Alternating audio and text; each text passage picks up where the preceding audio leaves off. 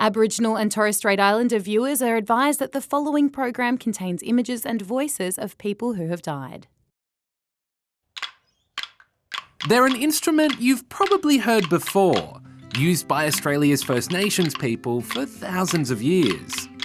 And now these guys have been learning how to make their own.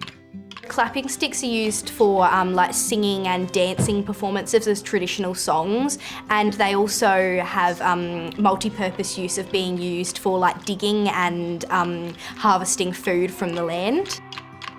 So we started early last term. We went around throughout all the community and we found like broken branches. We then all sanded them down with sandpaper and made the pointed ends with electric sander. We're now up to making, engraving them, like burning them, and also painting them.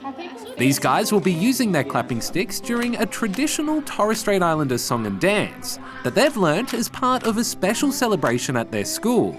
We're doing Fringe Indigenous. It's a mix between the Adelaide Fringe and Indigenous culture. We've lined up food trucks and traditional artists to come and we've got people painting our preschool water tank, and we've also got some musicians coming in.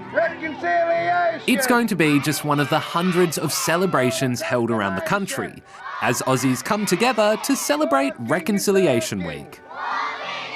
Reconciliation is a celebration of the cultural diversity.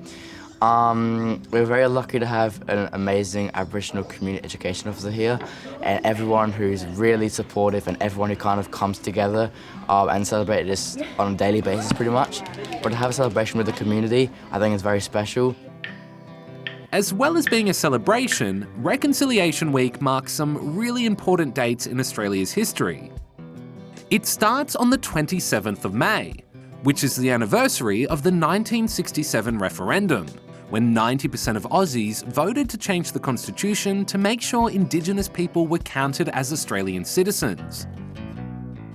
It ends on the 3rd of June, also known as Mabo Day. It marks the day Meriam man Eddie Mabo successfully convinced the High Court of Australia that Indigenous people had rights to the land their ancestors had lived on for thousands of years. Of course, there have been many other big milestones for reconciliation in Australia. As Prime Minister of Australia, I am sorry.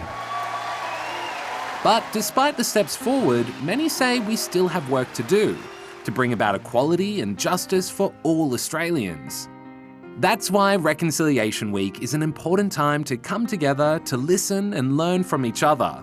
It's important to celebrate Reconciliation Week because we're all one community. Reconciliation is about building community awareness and recognition of how the Aboriginal and Torres Strait Islander people were treated during colonisation.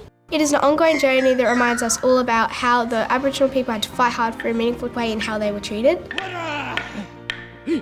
They were here first and their traditions are very important to this land.